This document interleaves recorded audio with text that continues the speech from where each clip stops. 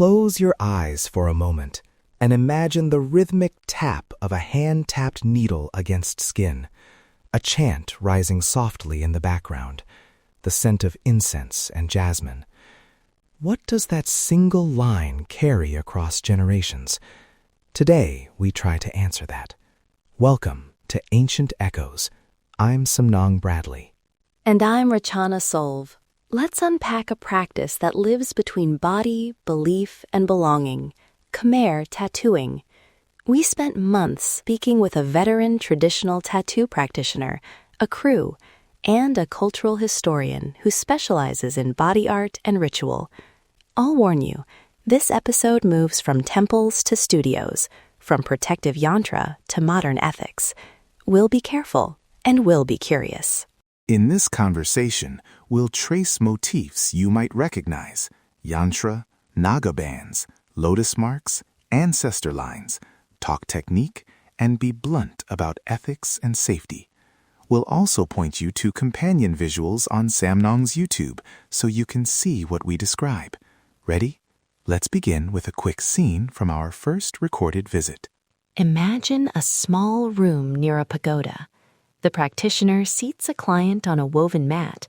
An older woman brings a bowl of offerings, and the crew takes a short moment to call the spirits and ancestors. One of the things our interviewees kept saying was that the line is never just a line. The line is a conversation. That's our cold open. Now, a little framing. Tattooing in Khmer contexts is centuries old and appears across myth, temple carvings, and oral memory. But it's not a single unchanging thing. Meanings shift by time, region, and community. Rachana, what stood out to you about the historical traces? What emerges clearly is that mark-making is woven into Cambodian life. Inscriptions on hero stones, protective imagery in temple friezes, and descriptions in traveler accounts. From a cultural standpoint, the designs function as protection, as lineage markers, and as records of personal journeys. The pattern shows us that tattoos often sit at the intersection of religion, craft, and social belonging. Anthropologists we spoke with pointed out that temple sculptures sometimes include bands and body ornamentation that echo later tattoo motifs. That doesn't mean every motif is ancient in the same form, but the visual vocabulary circulates across objects and bodies. The research tells us that continuity and reinvention happen together. Let's move to technique and ritual for a moment. We sat with the crew who still hand taps many designs. He described the hand tap as a deliberate rhythm, a short chant before the first strike, a pause to breathe, and careful consideration of where the mark will live on the body. He compares the process to carving a small map. Placement matters almost as much as design. He also explained why placement is chosen: protection over the heart for ancestors, bands around the wrist or ankle for journeying, vertical marks along the spine as memory lines. And then there's the obvious. Some practitioners now work with machines in urban studios, which changes speed and sometimes hygiene protocols. We asked him how he decides between hand tap and machine. He answered, and I'll paraphrase his humility. It's about the client's need, the meaning, and safety. If a ritual requires the hand tap, because the blessing is tied to the touch of that method, he prefers it. If a client needs medical clarity or prefers a precise, faster approach, he'll recommend a licensed studio. That's where ethics and safety begin to meet practice. Now, we promised to describe some common motifs. Let's start with yantra, protective diagrams often composed of script and geometric shapes. The crew told us yantra can be read as a map of protection. Rachana, what should listeners know about yantra's social meaning? The cultural significance is layered.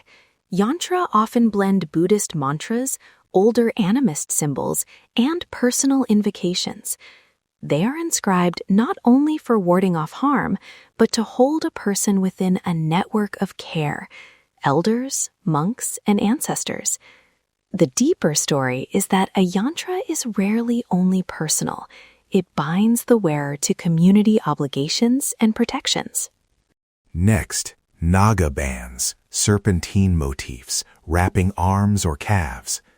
Our historian contact explained that naga imagery connects to waterways, fertility, and protection on journeys. In Cambodia, the naga is often ancestral, a bridge between land and river, human and supernatural. Lotus motifs follow a similar symbolic thread, but focus on purity, rebirth, and spiritual growth. Ancestor lines are more personal.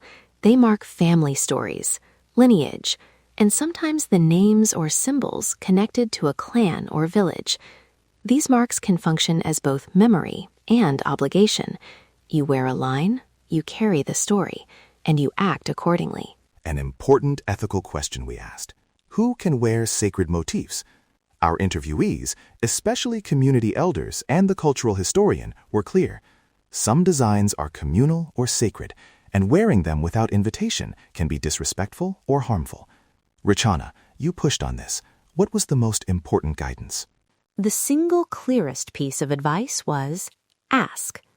The pattern shows us that consent isn't only between client and practitioner. It can involve community elders or temple custodians. From a cultural standpoint, the meaning runs deep, so outsiders should learn before adopting. That's our first ethical line. Center Khmer voices and seek permission. We also need to be blunt about medical safety. The episode's risk section flagged listeners might try to get tattoos without checking sanitary standards. We repeatedly recommend consulting licensed studios, ensuring practitioners follow blood-borne pathogen protocols, and, if you're traveling, checking local health guidance. Richana, tell listeners the practical checklist we learned. Yes. Do 3 things. 1. Ask to see the practitioner's sterilization methods and credentials. 2. Make sure needles are single-use and sealed until opened in front of you. 3. If a ritual requires direct contact with community blessings, talk to a local elder or the practitioner about what that means for your body and your responsibilities afterward. And wait for our visual companion for close-up images and trusted practitioner networks. We paraphrased our crew on aftercare too. Treat tattoos like small, sacred wounds. Clean gently, keep offerings symbolic rather than applying unverified herbs, and see a medical professional if anything looks infected. Avoid home remedies that aren't medically recommended. Let's talk about diaspora and reinvention. Khmer communities abroad often reinterpret marks, combining traditional motifs with personal stories of migration, loss, or survival. One historian described this as cultural continuity by adaptation. The motifs travel, but meanings shift as they meet new contexts. That's where authenticity becomes a conversation, not a gate. We heard a moving example. A refugee family who commissioned a small ancestor line in a new city to keep elders present when they could not perform certain village rites. The tattoo acted as a portable altar. It's beautiful and also complicated. Diaspora communities negotiate tradition and new social realities. Modern reinvention raises ethical questions too. When a motif becomes fashionable without context, there's a risk of trivializing what once protected communities.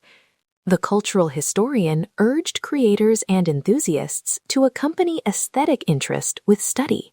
Learn the story before you wear it. All right, practical visitor etiquette. If someone offers you a blessing or asks to photograph a tattooed elder, ask permission first. If you're offered a ritual tattoo in a temple setting, ask who gives consent and who interprets the meaning. Be ready to decline if you feel the offering is grounded in sacred practice you don't share. And when photographing or sharing images online, always credit the person and their community if they want that credit.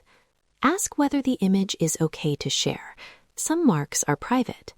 The research tells us that consent extends to representation as much as inscription.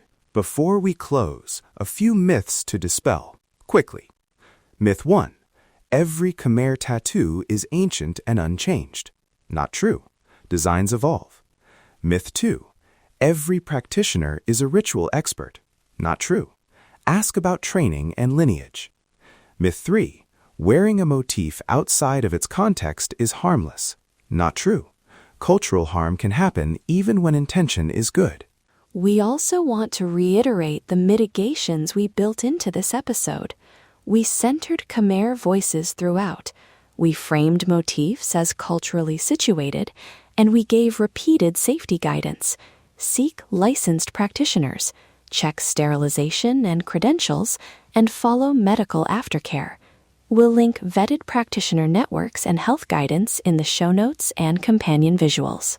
If you're curious to see the motifs we discussed, Samnang's YouTube channel has short explainers and respectful visual guides so you can learn without appropriating. We also invite Khmer elders and practitioners to correct or expand on our coverage. This is a conversation, not a lecture. As we wrap, I want to share one line from the crew that stayed with me. He said, "Tattoos are like letters to the ancestors. Some are public, some are private, but all ask for responsibility." That's the heart of the matter. When we wear these marks, we enter a relationship. Thank you for joining us on this careful exploration of Khmer tattoo traditions. In the next episode, we'll look at textiles and weaving as living archives. Until then, let's unlock the echoes of history together.